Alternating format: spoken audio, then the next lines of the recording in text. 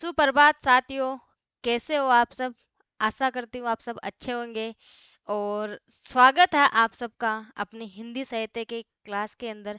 और साथियों, आप लोगों को पता है कि अपने हिंदी साहित्य का जो इतिहास है उसके अंदर हम आदिकाल के बारे में बात करें तो आदिकाल के जो प्रश्न चल रहे हैं अपने, वो अब तक 175 क्वेश्चन हो चुके हैं। और आप लोगों के सामने 175 क्वेश्चन आए हैं, तो आप लोगों को लग रहा होगा कि कैसे कैसे क्वेश्चन बन चुके हैं और अब कैसे क्वेश्चन बन सकते हैं। साथियों, कंटेंट इतना ही है, बस क्वेश्चन बनाने का तरीका अलग है। कहीं आपको विशेषताओं में से क्वेश्चन मिल रहे हैं, तो या फिर आपको कई रचनाओं में से क्वेश्चन मिल रहे हैं, है ना। लेकिन क्वेश्चन बनाने के तरीके कितने, आप लोगों को ये प्रश्न का पता लग रहा होगा आराम से। जैसे उसी प्रश्न को नेट में कैसे पूछा, ग्रेड फर्स्ट में कैसे पूछ लिया, सेकंड में कैसे पूछ लिया, पूछने का तरीका अलग था, बस प्रश्न का आंसर वही रहता है ना।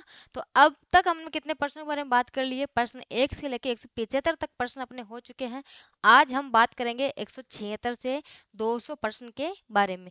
साथियों, आज जो आपके सामने क्लास है ना, इस क्लास को देखने के बाद आपको वाकई में ऐसा लगेगा कि शायद मेरे को ना आदिकाल पढ़ने का कंटेंट है ना, जो आपके सिद्ध साहित्य नाथ साहित्य वाला ये वाला जो पार्ट है, इसको पढ़ने के लिए मुझे कंटेंट पढ़ने की जरूरत नहीं। अगर आप मैंने आज के 25 प्रश्नों का उत्तर सही दे दिया, तो मान लेना अपने आप को कि शायद मेरी तैयारी बहुत अच्छी चल रही है। क्योंकि मैंने जो आज वाली प्रश्नोत्तरी है, खुद ने मैंने जितने मेरे नोट्स थे उनमें से मैंने बनाई है। ये नोट्स के थ्रू मैंने ये प्रश्न बनाए हैं और मैंने खुद ने टाइप किए ये प्रश्न। तो आपके सामने ये कंटेंट जो नोट्स है उनमें से क्वेश्चन बिल्कुल देखने को मिलेंगे। बात करते हैं अब हम आज की अपनी क्लास में। जो सबसे पहला प्रश्न आपके सामने और अपनी प्रश्नोत्तरी का चल रहा है 176 नंबर का प्रश्न। अपना प्रश्न है 176 नंबर का। हिंदी साहित्य इतिहास लेखन की प्रमुख रूप से पद्धतियों को लिखा गया है, निम्न में से सत्य कथन है। साथियों, हम बात करते हैं हिंदी साहित्य इतिहास लेखन की पद्धतियों के बारे में, तो सत्य कथन के बारे में ये बात कर रहे हैं। अगर हम सत्य कथन के बारे में बात करते हैं, पहला ऑप्शन अपने सामने वर्णानुक्रम पद्धति, बी ऑप्शन है अपने सामने कालानुक्रम पद्धति, और सी ऑप्शन आपके सामने वैज्ञानिक पद्धति, और डी ऑप्शन यानी कि चौथा ऑप्शन आपके सामने विधेयवादी पद्धति, और पांचवा ऑप्शन आपके सामने उपरोक्त सभी।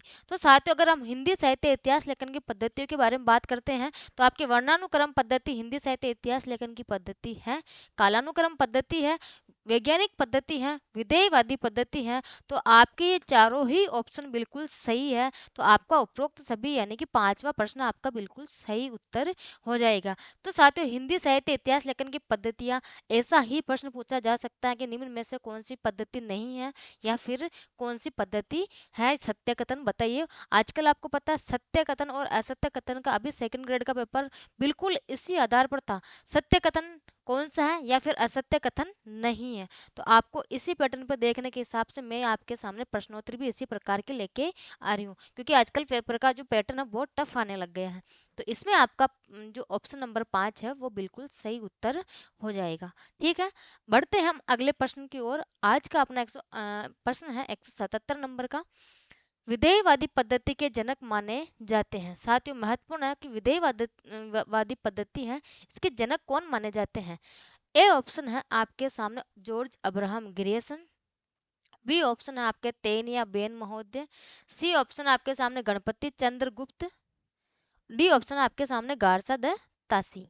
साथियों, हम इस प्रश्न के ऑप्शन के बारे में बात करते हैं कि विधेयवादी पद्धति के जनक कौन माने जाते हैं। तो विधेयवादी पद्धति के जनक आपके तेन या बेन महोदय माने जाते हैं। तो आपके जो बी ऑप्शन है वो बिल्कुल सही उत्तर हो जाएगा। जो विधेयवादी पद्धति है, इसके जनक आपके तेन या बेन महोदय माने जाते हैं। ठीक है, आज के अगले प्रश्न की ओर हम बात करते हैं। साथियों, इससे पहले आपके सामने एक बहुत शानदार नोट्स आपको बुक दिख रही होगी, हस्तलिखित नोट्स वाली हिंदी साहित्य का इतिहास, जो कि आपके UP TET, PGT NET, JRF, MP TET Bihar, PGT Jharkhand, PGT RPSC school व्याख्याता और वरिष्ठ अध्यापक हिंदी के लिए महत्वपूर्ण है। तो साथियों, आपके सामने ये बुक दिख रही होगी आपको प्रबोध क्लासेज के चैनल के नाम से। इस बुक की जो खासियत क्या है साथियों, जैसे आपके सामने इसकी खासियत यही है कि आप लोगों को 4 किताबें पढ़ने के बजाय एक नोट्स पढ़ लो। वो आपको सिलेक्शन की गारंटी देगा। क्योंकि जैसे आप लोगों के पास आचार्य रामचंद्र शुक्ल की बुक होगी, नगेंद्र की बुक होगी, आपके पास महावीर प्रसाद द्विवेदी की होगी, और आपके पास जो है वो बच्चन सिंह की होगी, रामस्वरूप चतुर्वेदी जी की होगी। ठीक है, आप इतनी सारी बुक का कंटेंट लेके पढ़ने बैठते हो तो शायद आप इतनी बुक का कंटेंट नहीं पढ़ पाते हो। लेकिन साथियों, मेरी मेहनत से बनाए गए हस्तलिखित नोट्स हैं। मैंने इस बुक को बनाने के लिए, अभी इसका कार्य चल रहा है, जो लिखने का कार्य है वो चल रहा है बिल्कुल। अभी मैं ये नोट्स कंप्लीट नहीं हुए हैं मेरे, लेकिन जैसे ही कंप्लीट हो जाएंगे तो मैं इसको लॉन्च करूंगी। लेकिन इसको लॉन्च करने के पीछे मेरी एक शर्त है। आप लोगों का कमेंट मुझे बताएगा, आप लोगों का फीडबैक ही मुझे बताएगा कि इसको लॉन्च मुझे कितना जल्द करना चाहिए, या कब तक जल्द मुझे इसका लॉन्च कर देना चाहिए। क्योंकि इतने सारी बुक का कंटेंट मैं आपके साथ, ये बिल्कुल जैसे आपका नगेंद्र की हो गई, रामस्वरूप चतुर्वेदी जी की हो गई, आचार्य शुक्ल की हो गई, और नगेंद्र की, इनकी सबकी जितनी बुक है, मैं सबका जो कंटेंट है एक साथ इकट्ठा करके, और आपके इस बुक में बिल्कुल नोट्स पैकिंग में अटन है इसके अंदर, बिल्कुल नोट्स के साथ। ऐसा नहीं कि आपको विशेषता ही ऐसा कुछ लॉन्ग पैटर्न नहीं है। बिल्कुल पैटर्न ऐसा रहेगा आपके सामने कि content one by one content रहेगा इसके अंदर। ठीक है, तो जैसे कि आपको सिलेक्शन की जो अपने को सिलेक्शन चाहिए, वहाँ तक 80% 90% आपका जो क्वेश्चन है मिल जाएगा। इसमें आपकी पंक्तियाँ भी उतनी ही रहेगी, ज़्यादा पंक्तियाँ भी नहीं, लेकिन महत्वपूर्ण महत्वपूर्ण पंक्तियाँ हर कवि की, 4 पंक्ति 5 पंक्ति हर कवि की रहेगी। और आपके कथन भी 4 5 जो कथन है, 5 6 है, वो सारे कथन आपके हर कवि के बाद आपको देखने के मिलेंगे। और उनकी जितनी रचनाएं हैं, विशेषताएं हैं, सब आपको इसके अंदर अच्छे से देखने को मिलेगी। और इस नोट्स को पढ़ने के बाद आपको जो अगर टेस्ट देना है, तो आप अपने, हमारे यूट्यूब चैनल है, इसके ऊपर आपके 10,000 जो प्रश्नोत्तरी चल रही है MCQ, आप इस पे आराम से अपने पर्सनल टेस्ट देके अपने जो पढ़ा हुआ कंटेंट उसको जांच सकते हो। ठीक है, तो जिसको भी अगर ये नोट्स चाहिए तो आप प्लीज़ मुझे कमेंट बॉक्स में ज़रूर आपके जो जो भी आपके मन की भाव है कि मैम हमें ये नोट्स चाहिए कि नहीं चाहिए, आप इसको जल्दी लॉन्च करो। तो आप लोगों के फीडबैक के बाद ही मैं इसको लॉन्च करूँगी। तो इसका कार्यक्रम अभी लिखने का चल रहा है, तो आप लोगों जल्दी से मुझे कमेंट में बता देना। ठीक है, अब हम आज का अपना अगला प्रश्न है उसकी तरफ बात करते हैं। 178 नंबर का प्रश्न है, वह पद्धति जिसमें जाति, वातावरण, क्षण को ध्यान में रखकर रचना एवं रचनाओं का मूल्यांकन किया जाता है। साथियों, जाति, वातावरण, क्षण को ध्यान में रखकर रचनाकार एवं रचनाओं का मूल्यांकन किया जाता है, तो वो कौन सी पद्धति है? बात करें हम पहले ऑप्शन की तरफ, वर्णानुक्रम पद्धति, दूसरा ऑप्शन आपका कालानुक्रम पद्धति, तीसरा ऑप्शन आपका वैज्ञानिक पद्धति, और चौथा ऑप्शन आपका विधेयवादी पद्धति। अगर साथियों हम बात करते हैं ये पद्धति कौन सी जिसके अंदर जाति, वातावरण, क्षण को ध्यान में रखकर रचनाओं का मूल्यांकन किया जाता है, तो वो हो जाएगी आपकी विधेयवादी पद्धति, जिसके अंदर आपको जाति, वातावरण, क्षण को ध्यान में रखकर रचनाकार एवं रचनाओं का मूल्यांकन किया जाता है। ठीक है, तो आपका इसमें चौथा नंबर का जो ऑप्शन है बिल्कुल सही उत्तर हो जाएगा। अगले प्रश्न की ओर बात करते हम। 179 नंबर का जो प्रश्न है, 84 वैष्णव की वार्ता व 252 वैष्णव की वार्ता के लेखक कौन है? साथ ही आपके 84 वैष्णव की वार्ता और 252 वैष्णव की वार्ता, इन दोनों के लेखक की बात करें हम, तो इनके लेखक कौन है? इनके लेखक, पहला ऑप्शन आपके सामने नाभादास, बी ऑप्शन आपके सामने राम कुमार वर्मा, सी ऑप्शन आपके सामने शुक्ल जी, और डी ऑप्शन आपके सामने गोकुल नाथ। तो साथियों अगर हम इनके लेखक की बात करें तो इनके लेखक कौन हो जाएंगे? आपके गोकुल नाथ। इनके लेखक कौन हो जाएंगे? गोकुल नाथ। तो आपका जो ऑप्शन है वो बिल्कुल डी नंबर का ऑप्शन आपका बिल्कुल सही उत्तर हो जाएगा। अगर हम बात करें 84 वैष्णव की वार्ता और 252 वैष्णव की वार्ता के लेखक कौन है, तो गोकुल नाथ माने जाते हैं। ठीक है, तो यहाँ आपका डी ऑप्शन बिल्कुल सही उत्तर हो जाएगा, गोकुल नाथ। अगले प्रश्न की ओर हम बात करते हैं। 180 नंबर का प्रश्न है।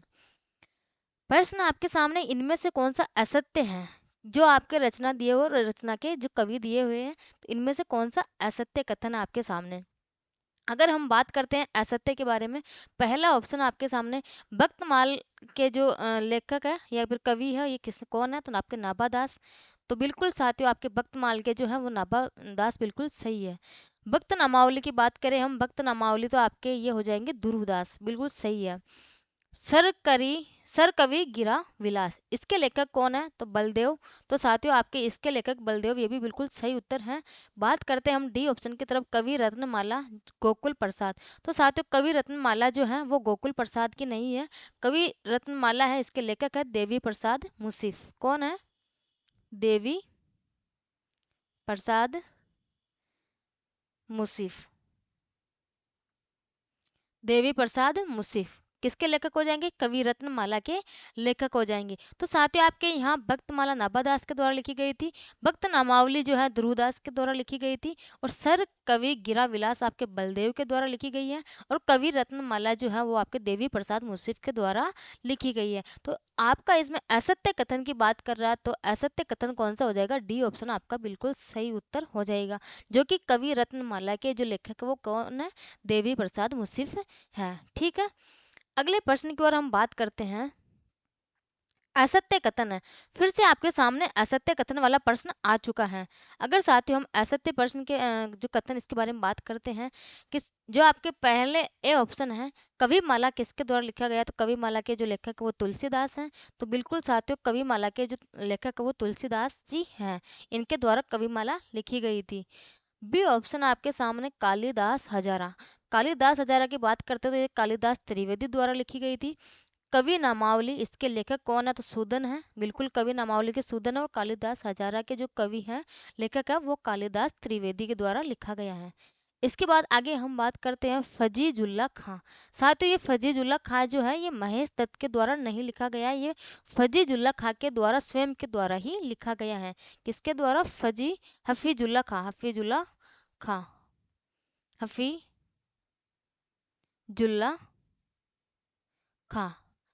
ये आपके जो हफीजुल्ला खां है, ये हफीजुल्ला खां के खुद के स्वयं के द्वारा ही लिखा गया है। तो इसके अंदर आपके हम बात करते हैं तो ये महेश दत्त के द्वारा नहीं लिखा गया है। तो असत्य कथन कौन सा हो जाएगा? आपका डी नंबर का ऑप्शन है, जो कि आपके असत्य हैं। और आपका जो ए ऑप्शन है वो कविमाला तुलसीदास के द्वारा लिखा गया है, कालिदास हजरत कालिदास त्रिवेदी जी के द्वारा लिखा गया है, कवि नामावली आपके सूदन के द्वारा, बिल्कुल इसके लेखक सूदन है, तो ये भी सही हो जाएगा। और आपका डी नंबर का ऑप्शन है वो बिल्कुल गलत उत्तर हो जाएगा। अगले प्रश्न की ओर हम बात करते हैं साथियों। 132 नंबर का प्रश्न है, इस्तवार दयालाल लिटरेचर एंदुई ए हिंदुस्तानी में एंदुई का अर्थ है।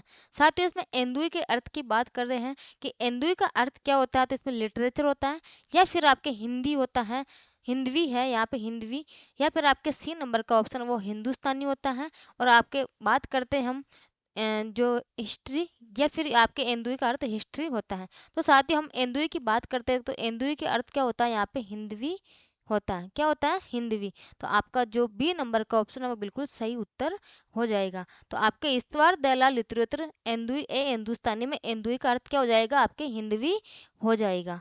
ठीक है, हिंदुस्तानी आपके यानी यहाँ पे हिंदुस्तानी, हिंदुस्तानी हिंदुस्तानी का अर्थ क्या हो जाएगा? हिंदुस्तानी। ठीक है, इसके बाद आगे हम बात करते हैं अगले प्रश्न की ओर। आपके प्रश्न नंबर है 183 नंबर का प्रश्न है, और बहुत मोस्ट प्रश्न है साथियों ये वाला। ठीक है, इससे जस्ट पीछे वाला जो प्रश्न था आपका वो भी बहुत महत्वपूर्ण प्रश्न है। आगे हम बात करते हैं अपना जो प्रश्न है, ग्रेसन ने हिंदी साहित्य के विकास में निम्नलिखित तथ्य दिए हैं, इनमें से सत्य कथन की बात करनी है हमें, किसमें से सत्य कथन कौन सा है जो ग्रेसन के द्वारा हिंदी साहित्य के विकास में दिए गए कुछ निम्नलिखित विशेषताएं दी थी जो ग्रेसन है उन्होंने। तो सबसे पहले हम पहले नंबर के ऑप्शन के बारे में बात करते हैं। जो ग्रेसन की विशेषता उसमें चारण काल, बिल्कुल चारण काल है उनके विशेषताओं में। 15वीं शताब्दी का धार्मिक पुनर्जागरण, बिल्कुल ये भी सही है। और जायसी की प्रेम कविता, बिल्कुल जो ग्रेसन जी हैं इन्होंने हिंदी साहित्य के विकास के अंदर चारण काल की विशेषता दी थी, 15वीं शताब्दी का धार्मिक पुनर्जागरण दिया था। जायसी की प्रेम कविता ये भी बिल्कुल उनकी जो विशेषताएं हैं उनमें ये विशेषता दी गई है। तो आपका जो चौथा ऑप्शन है उपरोक्त सभी सही है। तो आपके जो साथियों चौथा ऑप्शन है उपरोक्त सभी तथ्य बिल्कुल विशेषताएं सही है जो कि ग्रेसन द्वारा दी गई है। ठीक है, तो आपका ये बहुत महत्वपूर्ण प्रश्न है, आप इसको वेरी मोस्ट लगा लेना यहीं पे अभी से ही। अगले प्रश्न की हम बात करते हैं। ग्रेसन ने हिंदी साहित्य के विकास में निम्नलिखित तथ्य दिए, इनमें से सत्य कथन है।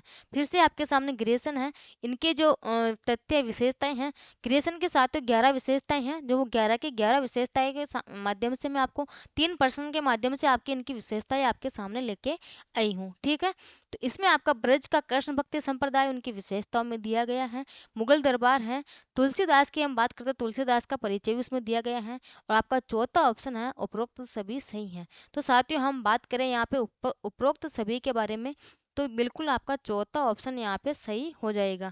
जो आपके ग्रेसन है इन्होंने हिंदी साहित्य के विकास में जो विशेषताएं दी है, बिल्कुल उसमें ब्रज का कृष्ण भक्ति संप्रदाय है, मुगल दरबार है और तुलसीदास है। तो आपकी तीन विशेषताएं पीछे हो गई। पहले चारण काल, दूसरी हो गई आपकी 15वीं शताब्दी का धार्मिक पुनर्जागरण, तीसरी हो गई आपकी जायसी की प्रेम कविता, चौथी विशेषता के बारे में हम बात करते हैं ब्रज का कृष्ण भक्ति संप्रदाय, और पांचवी आपके मुगल दरबार, छठी हो गई आपके तुलसीदास। ठीक है, और आपका यहाँ पे जो ऑप्शन नंबर चौथा है वो बिल्कुल सही उत्तर हो जाएगा।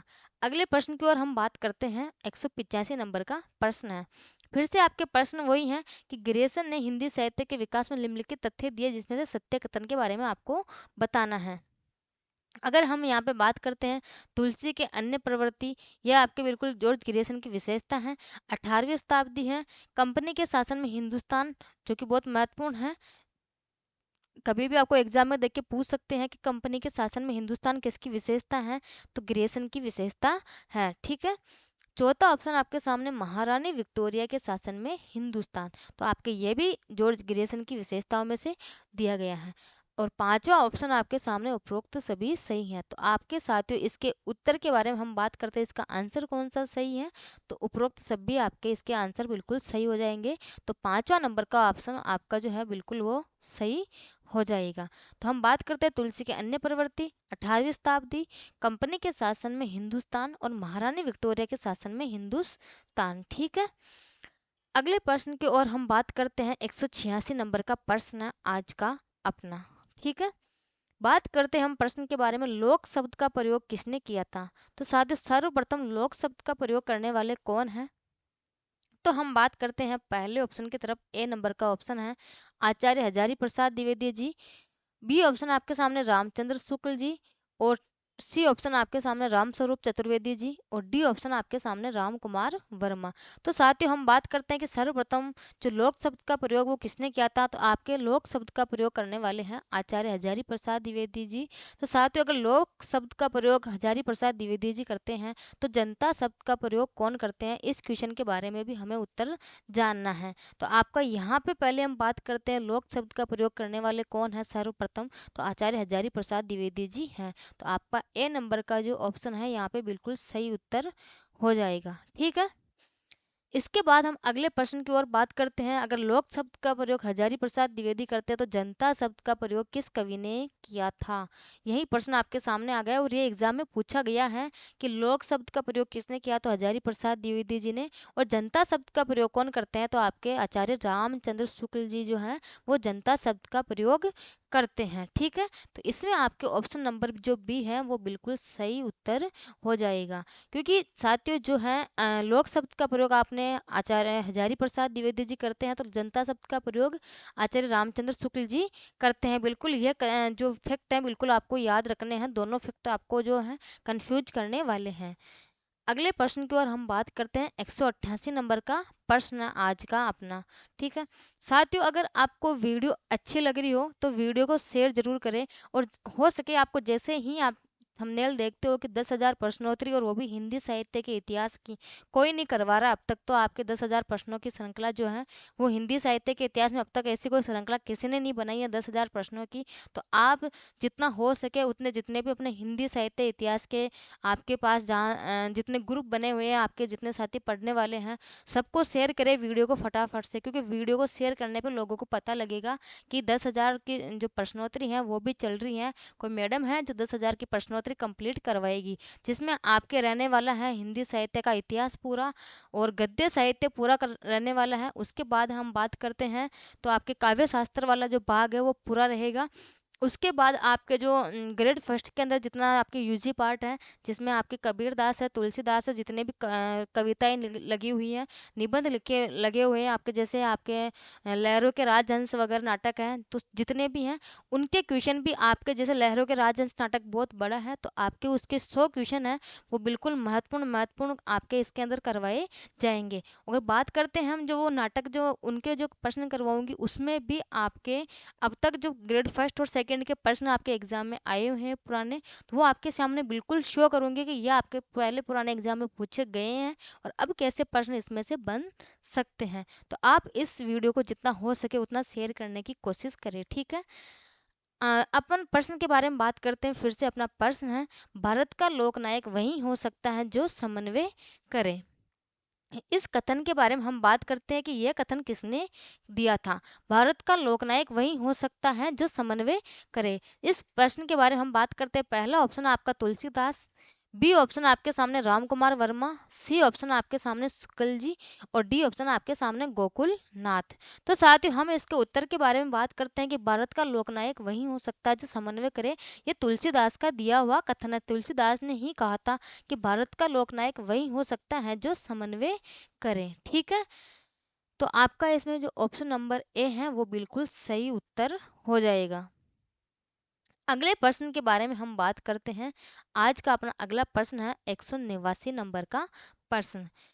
कबीर को वाणी का डिडक्टर व भाषा की बादशाह किस कवि ने कहा था। वेरी वेरी मोस्ट साथियों, बिल्कुल इंपॉर्टेंट लगा लेना। आप कबीर की जो दोहा है वहां पढ़ो तो भी आपको ये फैक्ट है, बिल्कुल बहुत महत्वपूर्ण आपके लिए। कहीं ना कहीं ये क्वेश्चन ऐसे हैं कि हर बार एग्जाम में कहीं ना कहीं पूछे जाते हैं। तो कबीर को वाणी का डिडक्टर व भाषा की बादशाह किसने कहा था।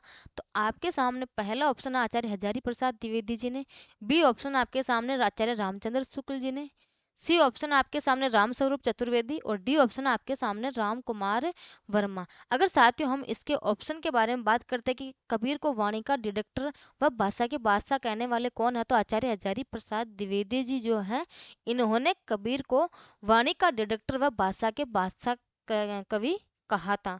ठीक है, तो आपका यहाँ ऑप्शन नंबर ए जो है वो बिल्कुल सही उत्तर हो जाएगा।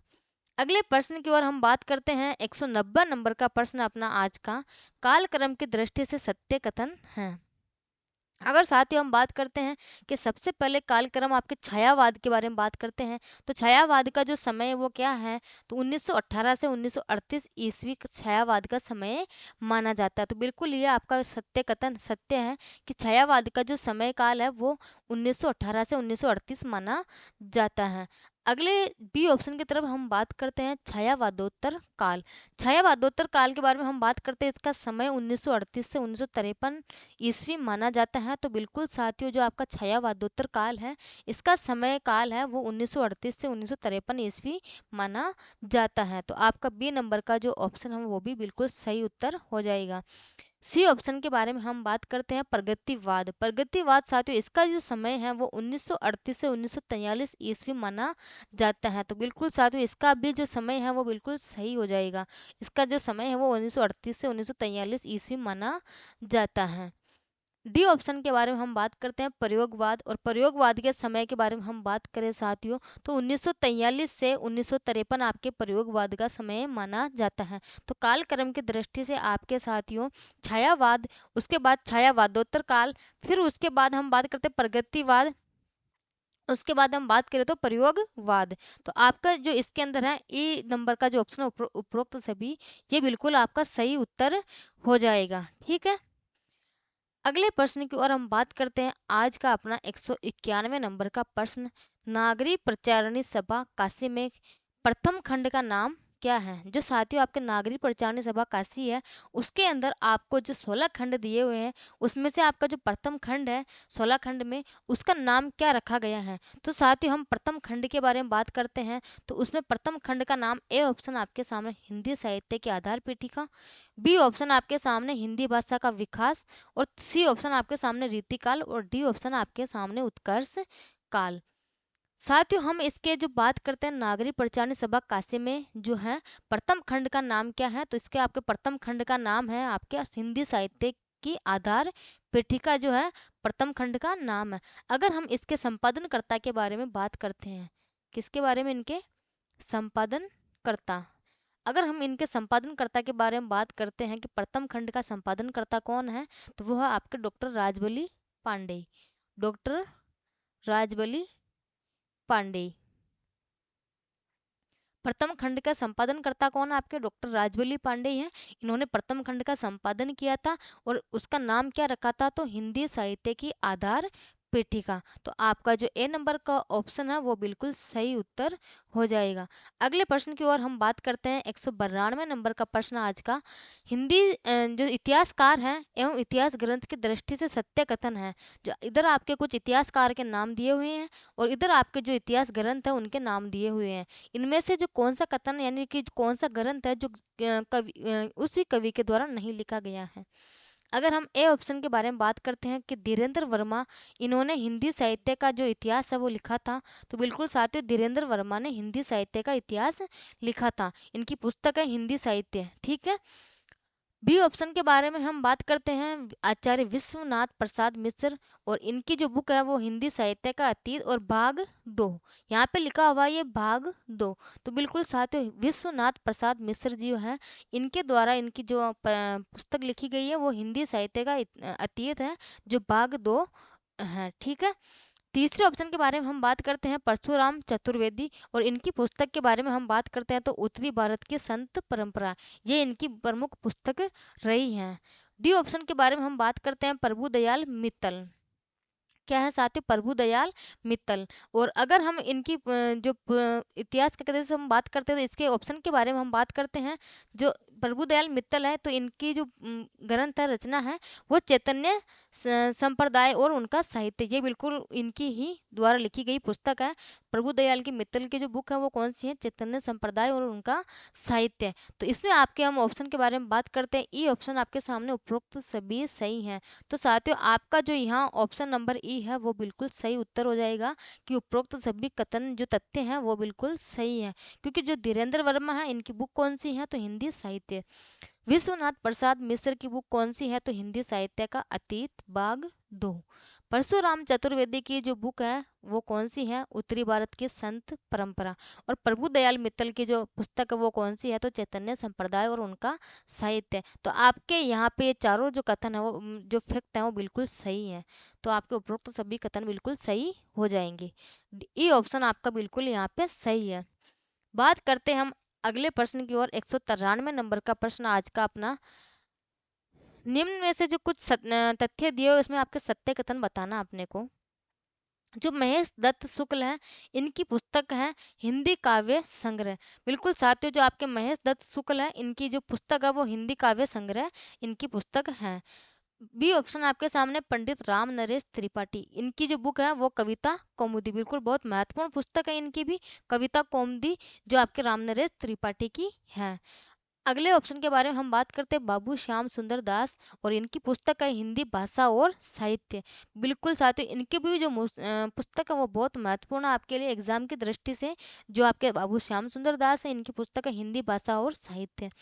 डी ऑप्शन के बारे में हम बात करते हैं उपरोक्त तीनों सही है। तो साथियों आपके हम यहाँ बात करें तो उपरोक्त तीनों जो कथन आपके बिल्कुल सही है, क्योंकि महेश दत्त की जो पुस्तक है, महेश दत्त शुक्ल की जो पुस्तक है वो हिंदी काव्य संग्रह है, और पंडित राम नरेश त्रिपाठी की जो बुक है वो कविता कौमुदी, और बाबू श्याम सुंदर दास के द्वारा जो लिखित पुस्तक है वो हिंदी भाषा और साहित्य। तो आपके यहाँ पे डी ऑप्शन है वो बिल्कुल सही उत्तर हो जाएगा।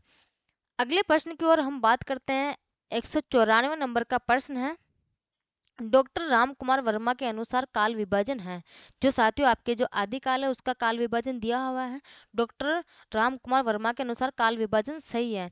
तो डॉक्टर राम कुमार वर्मा ने संधि काल का जो समय माना है वो विक्रम संवत 750 से 1000 माना है। साथियों डॉक्टर राम कुमार वर्मा इन्होंने आदिकाल को संधि और चारण काल कहा था।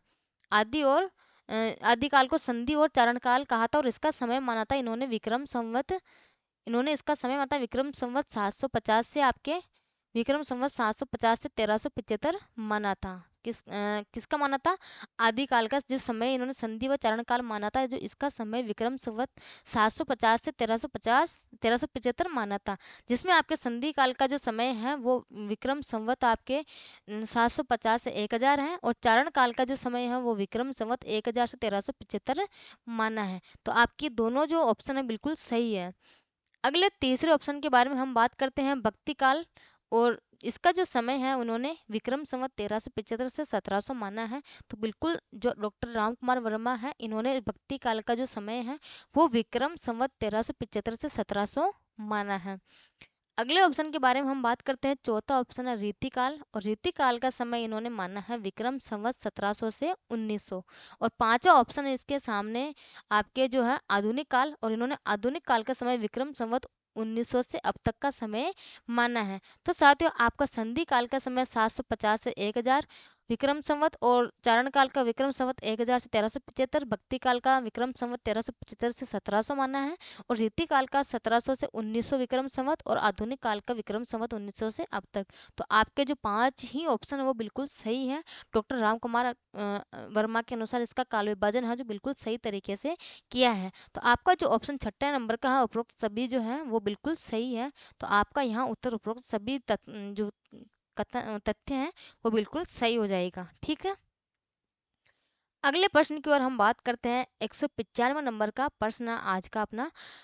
आदिकाल का नामकरण के संबंध में असत्य है। साथियों आपके सामने आज आपने देखा होगा जितने भी जो क्वेश्चन है वो सारे सत्य और असत्य के संबंध में ही आए हैं, क्योंकि आपको एग्जाम में भी ऐसे ही कथन देखने को मिलते हैं। नाटक के प्रश्न आते हैं तो वो ऐसे ही आते हैं। अभी आपने नाटक के प्रश्न देखा होगा, तो आपको नाटक के प्रश्न ऐसे कि निम्न में से कौन सा नाटक किसके द्वारा नहीं लिखा गया है, असत्य कथन छांटिए या फिर सत्य कथन छांटिए। तो ऐसा ही प्रश्न देखने को मिलता है, तो आदिकाल में से भी आपको ऐसा ही प्रश्न देखने को मिलेगा। ठीक है, बात करते हैं हम आदिकाल के नामकरण के संबंध में कि कौन सा कथन सत्य है या फिर असत्य है। ए ऑप्शन आपके सामने। पुराने हिंदी काल किसने कहा था आदिकाल को? तो चंद्रधर शर्मा गुलेरी जी ने आदिकाल को पुरानी हिंदी काल के नाम से जाना था। तो ये आपका पहला जो ऑप्शन है बिल्कुल सही उत्तर हो जाएगा। बी ऑप्शन के बारे में हम बात करते हैं। जय काव्य काल, जो कि आपके शंकर शुक्ल रसाल के द्वारा दिया गया था। तो आदिकाल को जय काव्य काल किसने कहा था? तो रमाशंकर शुक्ल रसाल ने कहा था। ठीक है, इसके बाद आगे हम बात करते हैं उद्भव काल किसने कहा था? उद्भव काल, तो आपके उद्भव काल कहने वाले कौन है आदिकाल को? तो वो है वासुदेव सिंह। बिल्कुल साथियों, आपके जो आदिकाल के नामकरण में आदिकाल को उद्भव काल किसने कहा था? तो वासुदेव सिंह ने कहा था। डी ऑप्शन के बारे में हम बात करते हैं आधार काल, और आदिकाल को आधार काल किसने कहा था? तो वो कहा था आपके सुमन राज्य और मोहन अवस्थी ने। बिल्कुल साथियों, ये मोस्ट है, एग्जाम में पूछा गया पहले ये वाला, और एक आपके चंद्रधर शर्मा गुलेरी जी का जो पूछा गया है आदिकाल के नामकरण के संबंध में कि पुरानी हिंदी काल किसने कहा था? तो चंद्रधर शर्मा गुलेरी जी ने कहा था। और आपके हम बात करें आधार काल किसने कहा था? तो सुमन राज्य मोहन अवस्थी ने कहा था। ठीक है, तो आपके इसमें जो ऑप्शन नंबर ई है उपरोक्त सभी जो फैक्ट है आपके वो बिल्कुल सही दिए हुए हैं। तो आपके ई नंबर का जो ऑप्शन है बिल्कुल सही उत्तर हो जाएगा। अगले प्रश्न की ओर हम बात करते हैं। 196 नंबर का प्रश्न आज का अपना प्रश्न है। आदिकाल की समय सीमा आलोचकों की दृष्टि में निम्नलिखित में से सत्य है। साथियों एक तरफ आपके सामने जो है वो लेखक के नाम लिखे हुए हैं, और एक तरफ आपका जो आदिकाल की उन्होंने क्या समय सीमा मानी है वो लिखी हुई है। तो हम बात करते हैं सबसे पहले ऑप्शन की तरफ कि ग्रेसन ने आदिकाल का समय काल क्या माना था? तो इन्होंने माना था 643 ईस्वी से 1400 ईस्वी माना था। किसने? ग्रियर्सन ने। एक मिनट, जब तक आप प्रश्न पढ़ो।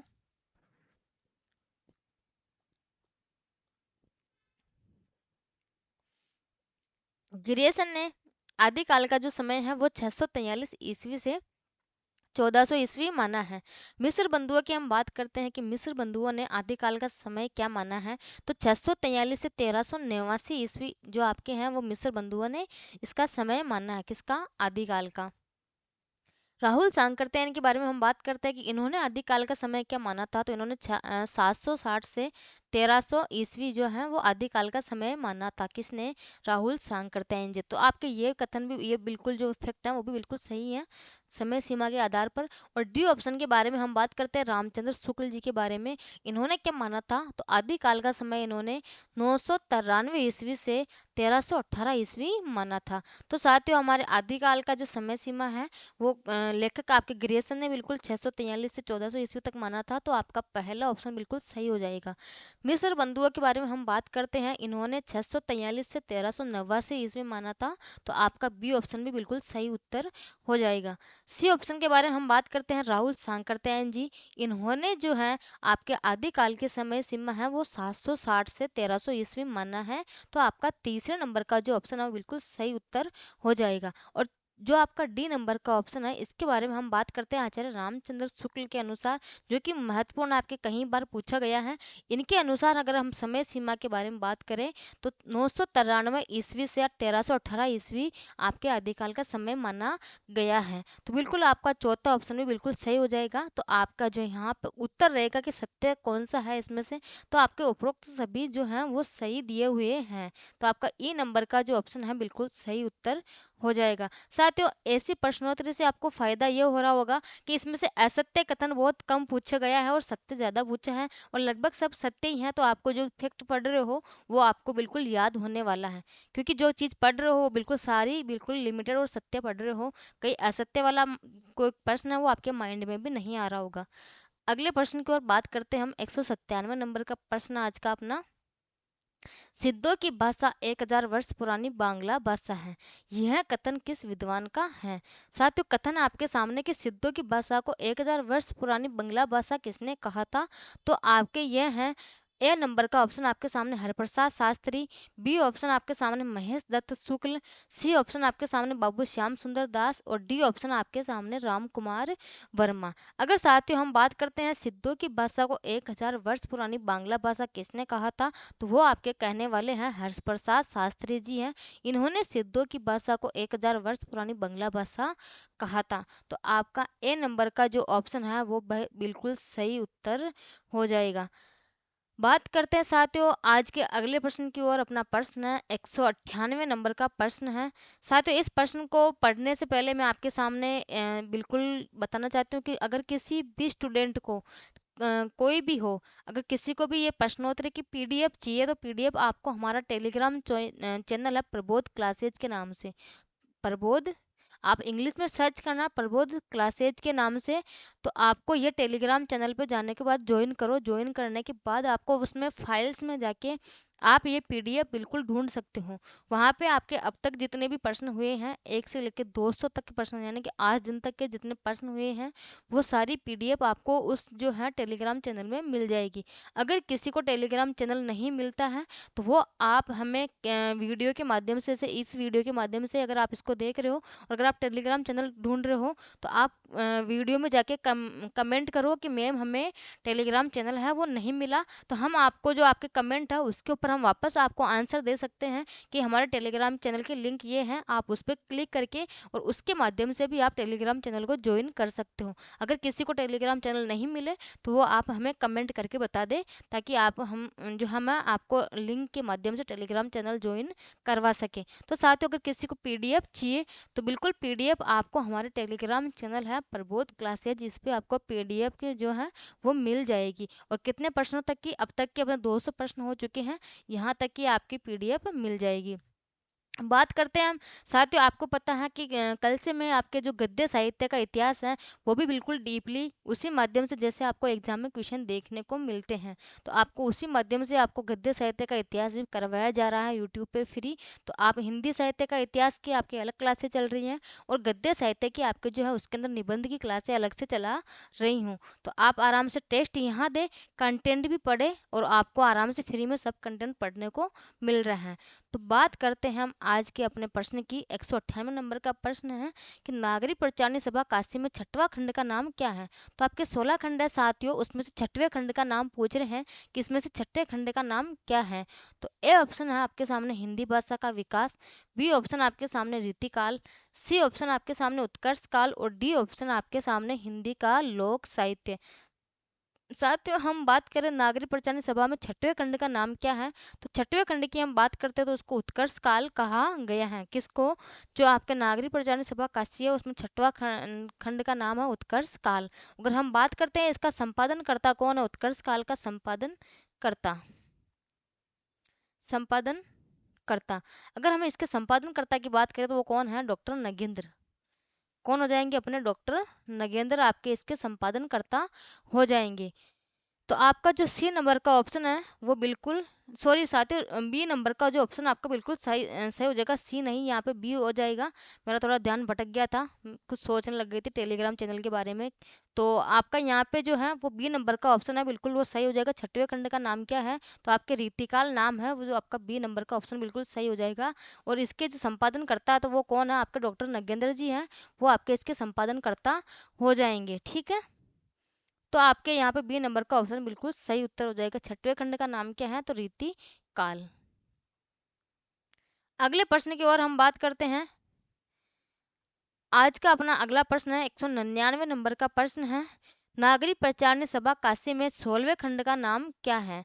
16वें खंड के बारे में हम बात करते हैं कि साथियों 16वें खंड का नाम क्या है। ए ऑप्शन है आपके सामने हिंदी भाषा का विकास, बी ऑप्शन आपके सामने रीतिकाल, सी ऑप्शन आपके सामने उत्कर्ष काल और डी ऑप्शन आपके सामने हिंदी का लोक साहित्य। तो साथ ही हम बात करते हैं नागरिक प्रचारणी सभा काशी में जो आपका 16वां खंड है, इसका नाम क्या है? तो 16वें खंड का नाम है उत्कर्ष काल। उसका था साथियों आपके रीतिकाल, लेकिन इसका है आपका जो है वो है उत्कर्ष काल। और इसके संपादनकर्ता के बारे में हम बात करते हैं कि उत्कर्ष काल के जो संपादनकर्ता हैं वो कौन है। इसके संपादनकर्ता के बारे में हम बात करते हैं तो साथियों ये दो भागों में हुआ था। प्रथम भाग के बारे में हम बात करते हैं, प्रथम भाग के जो संपादनकर्ता हैं वो कौन है आपके? तो वो है कृष्णदेव, कृष्णदेव उपाध्याय, कृष्णदेव उपाध्याय, उपाध्याय। आपके जो प्रथम भाग है इसके जो संपादन करता है वो है कृष्णदेव उपाध्याय। और द्वितीय भाग आपके इसके संपादन करता के बारे में हम बात करते हैं तो वो है राहुल सांकृत्यायन जी, राहुल सांकृत्यायन जी। ठीक है, ये बिल्कुल महत्वपूर्ण साथ है। 16वें खंड काफी बार पूछा गया है कि नागरिक प्रचारणी सभा काशी में 16वें खंड का नाम क्या है? तो वो है आपके उत्कर्ष काल। और इसके संपादनकर्ता के बारे में हम बात करते हैं तो पहले ये दो भागों में विकसित है, मतलब विभाजित है। और पहले जो भाग है इसका, इसके संपादनकर्ता कौन है? तो आपके कृष्णदेव उपाध्याय। और दूसरे जो आपके संपादन भाग के संपादनकर्ता हैं वो आपके राहुल सांकृत्यायन जी। ठीक है, आज का अपना अंतिम प्रश्न है और उसके बारे में हम बात करते हैं कि नागरिक प्रचारणी सभा काशी में 10वें खंड का नाम क्या है। तो साथियों 10वें खंड ये भी आपके महत्वपूर्ण है। जो आपके महत्वपूर्ण है वो मैंने सारे जो खंड है वो अभी आपके इसी जो आज के प्रश्नोत्तरी है इसमें मैं आपके सारे जो महत्वपूर्ण खंड है उनके जो है वो इस प्रश्नोत्तरी के माध्यम से लेके आ गई हूँ। बाकी के जो बच्चे हैं वो इतना इम्पोर्टेंट नहीं है। तो आपके नागरिक प्रचारणी सभा काशी में 10वें खंड का नाम क्या है?